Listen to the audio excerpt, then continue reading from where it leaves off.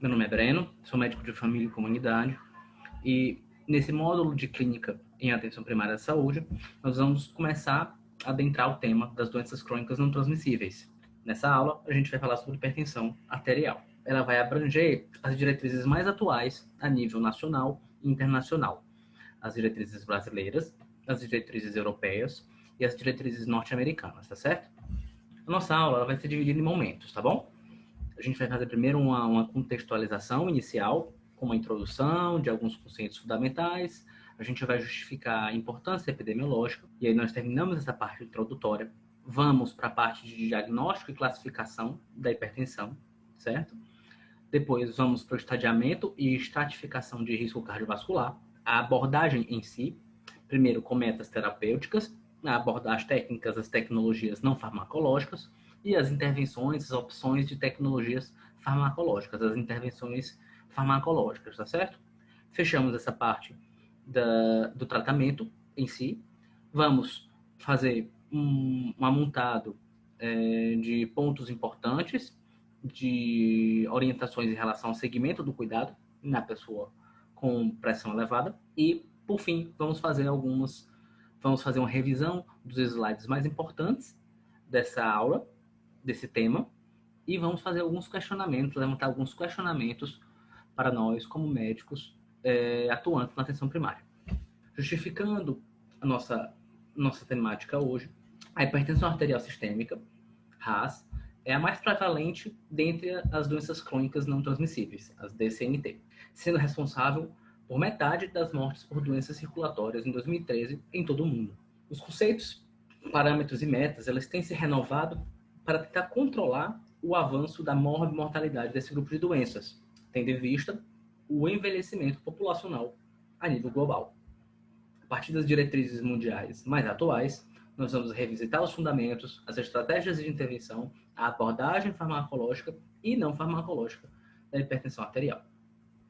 Como objetivos dessa aula, nós temos de compreender o novo conceito de hipertensão, entender o impacto social e financeiro das doenças crônicas não transmissíveis, em particular da hipertensão, por que é importante saber sobre a hipertensão, por que é importante ficar atualizado sobre a hipertensão.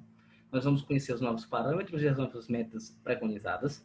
Nós vamos reconhecer e aplicar a importância da abordagem ao indivíduo com pressão sanguínea elevada. E o nome já diz alguma coisa. É a abordagem ao indivíduo com a pressão sanguínea elevada e não a hipertensão, porque o foco é no indivíduo, certo? Nós vamos também ter que conseguir construir, traçar um plano de medidas não farmacológicas e farmacológicas a nível individual e entender quais são o que é preconizado a nível coletivo, entender qual é a regra. Nós vamos precisaremos saber indicar as melhores opções farmacológicas, também a nível de atenção primária, como gestores de cuidado, como coordenadores de cuidado, buscando prevenção primária, terciária, quaternária e secundária, saber contraindicar medicamentos. Vamos à introdução. A hipertensão arterial, pelas diretrizes brasileiras, ela define que é uma condição clínica multifatorial caracterizada por elevação sustentada dos níveis pressóricos acima de 140 sistólica e acima de 90 diastólica. As diretrizes europeias, elas ressaltam que a hipertensão ainda é a maior causa prevenível de doença cardiovascular e de morte a nível global e a nível continental. Isso quer dizer que a hipertensão, tanto localmente quanto globalmente, é a condição clínica dentre as doenças crônicas não transmissíveis de maior importância. Um conceito já para a gente começar a revisitar os nossos fundamentos de hipertensão e revisitar as nossas ideias é de que a hipertensão ela não é uma doença, e sim um fator de risco. A partir desse novo conceito sobre hipertensão, a gente tem que reconhecer o nosso verdadeiro inimigo, que é a doença cardiovascular. Se a hipertensão, ou a elevação da pressão sanguínea, é um fator de risco, a abordagem ela precisa ser centrada em prevenção, promoção e educação, e não como O objetivo da atenção primária é evitar medicamentalizar os fatores de risco. A gente trata doença, a gente não trata fator de risco. E isso é importante, porque a gente precisa fazer com que as pessoas entendam a importância de assumir a responsabilidade do seu autocuidado, do tratamento para esse fator de risco. As diretrizes americanas e europeias e brasileiras, elas têm algumas recomendações classe 1, ou seja, do mais alto nível de recomendação.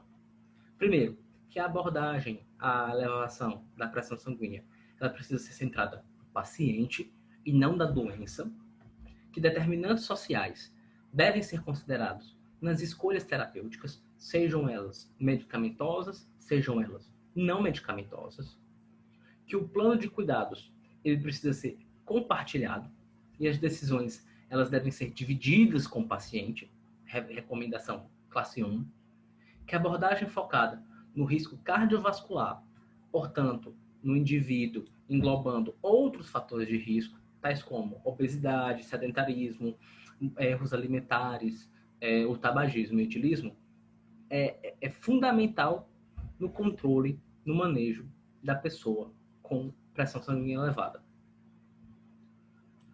Diante dessa introdução, qual é a nossa por que é importante saber sobre hipertensão? Por quê? Porque, de uma maneira geral, é um agravo extremamente prevalente, que tem a sua prevalência e sua incidência que aumenta no decorrer da idade, portanto, em faixas etárias mais elevadas, ela se torna cada vez mais prevalente, passando da metade da população. E se nós temos um contexto de transição geográfica, de transição etária, para uma população cada vez mais envelhecida, a repercussão, a importância, a carga global em uma população da hipertensão se torna maior, porque se aquela população está envelhecendo, a prevalência da hipertensão naquela população também vai aumentar como um todo. Apesar de tudo isso, existe uma tendência de queda nas últimas décadas da hipertensão. Dentre os motivos, existem medidas a nível público, coletivo, de diminuição de sódio em produtos, o aumento do alcance dos sistemas de saúde, as melhores opções farmacológicas, terapêuticas, uma maior importância para a abordagem global do indivíduo, né? Então, de uma maneira geral, apesar de termos uma prevalência alta da hipertensão, medidas públicas de saúde, elas têm ajudado e comportamentais, elas têm ajudado a diminuir a tendência da hipertensão nessas nossas últimas décadas. Essas últimas gerações de pessoas que têm nascido, elas têm consumido menos álcool, menos tabaco e têm tido, de uma maneira geral, um ritmo de vida, cuidados com a saúde melhor do que as gerações passadas. Em relação a fatores de risco da hipertensão, nós temos que a hipertensão é mais prevalente no homem do que na mulher. Em relação à etnia, o negro tem uma prevalência maior do que pardos, que tem uma prevalência maior do que caucasianos. Em relação à escolaridade, nós temos uma pequena curiosidade, que quem tem fundamental incompleto, ensino fundamental incompleto, tem uma prevalência maior do que tem quem ensino fundamental completo, mas a prevalência de quem tem superior completo é um pouco maior. É estatisticamente relevante, mas é um pouco maior. Um questionamento que é feito dentre as diretrizes se é maior porque é uma população mais longeva. Em sendo a hipertensão a mais importante das doenças crônicas não transmissíveis, qual é a relevância deste grupo de doenças crônicas não transmissíveis? São as doenças de maior impacto financeiro, certo? Ela tem uma parcela significante nos sistemas de saúde e elas também estão implicadas na maior queda de produtividade da população ativa. É uma pandemia, é um grupo de doenças que representam uma pandemia, porque respondem por 71% das mortes globais em 2014, e no Brasil os dados de 2013 reportam que elas foram responsáveis por pelo menos 30% das mortes.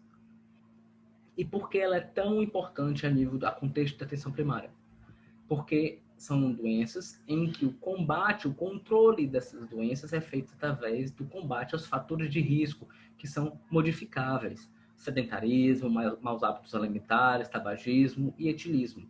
Ou seja, através de tecnologias acessíveis, amplamente acessíveis a nível de atenção primária, mesmo considerando a baixa densidade tecnológica da atenção primária, nós temos tecnologias acessíveis que são eficazes no combate ao sedentarismo, aos maus hábitos alimentares, ao tabagismo e etilismo. Por quê? Porque essas tecnologias são basicamente prevenção, promoção e educação em saúde.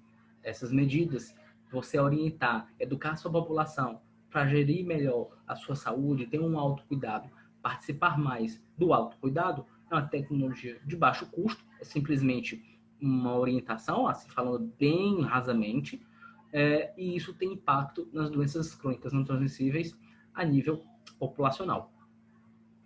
Qual é a importância epidemiológica da hipertensão em relação às doenças crônicas não transmissíveis? Ela está implicada, direto ou indiretamente, em 50% das mortes por doença cardiovascular, certo? As DCV. E para a gente esclarecer esse termo, doença cardiovascular, para que não haja confusão, é definido como doença cardiovascular há também a morte por doença cardiovascular, cerebrovascular, renovascular, a doença isquêmica cardíaca, a insuficiência cardíaca, doenças hipertensivas, etc. Portanto, esse termo doença cardio pode ser um fator confundidor, tá certo? Entendo como, de uma maneira geral, doença ateromatosa, certo? E a sua repercussão em leitos vasculares diversos. Isso torna a hipertensão, se está responsável por 50% das mortes, direto ou indiretamente, a mais prevalente das doenças crônicas não transmissíveis. E qual é a importância, o que torna esse grupo de doenças crônicas não transmissíveis, tão importante a nível de atenção primária? Pela magnitude desse grupo de doenças, as doenças crônicas não transmissíveis são doenças de grande impacto financeiro, elas respondem pela maior parcela de gastos em sistemas de saúde e queda de produtividade da população ativa. A nível de ilustração, o orçamento da saúde, do Ministério da Saúde no Brasil, no ano de 2019, correspondeu por volta de 128 bilhões de reais. E o gasto com as doenças crônicas não transmissíveis, seja gastos diretos, seja gastos indiretos, eles corresponderam a 100 bilhões de reais. Então, nós temos aí praticamente 75% de tudo que é gasto com a saúde hoje no Brasil corresponde a esse grupo de doenças, tá certo? É um grupo de doenças que eles são, na verdade, uma pandemia, porque elas respondem por 71% das mortes globais em 2014, responderam por 71% em 2014, e no Brasil em 2013, considerando toda a subnotificação, as falhas nos sistemas de preenchimento de informação, ainda assim elas corresponderam por 30% das mortes. E por que elas são tão relevantes? Por que é tão importante falar sobre essa abordagem dessa doença em nível de atenção primária? Porque a abordagem da DCNT se dá através do controle dos fatores de risco modificáveis. Tecnologias baratas, como educação e promoção em saúde, elas são extremamente eficazes no combate ao sedentarismo, no combate aos maus hábitos alimentares, no combate ao tabagismo e no combate ao etilismo. E combater esses fatores de risco modificáveis, eles são em comum dentre as doenças crônicas não transmissíveis. Eles são um denominador comum. Então, quando a gente combate, controla, trabalha os fatores de risco modificáveis, a gente está trabalhando todo um grupo de doenças. Ou seja, a hipertensão, o diabetes mellitus, a doença pulmonar obstrutiva crônica, a asma brônquica, neoplasias. Então, tratar esses fatores de risco com tecnologias baratas, elas respondem por um impacto a nível populacional nesse grupo de doenças, tá certo? E assim, a gente termina essa parte introdutória de relevância, de contextualização da nossa problemática da hipertensão.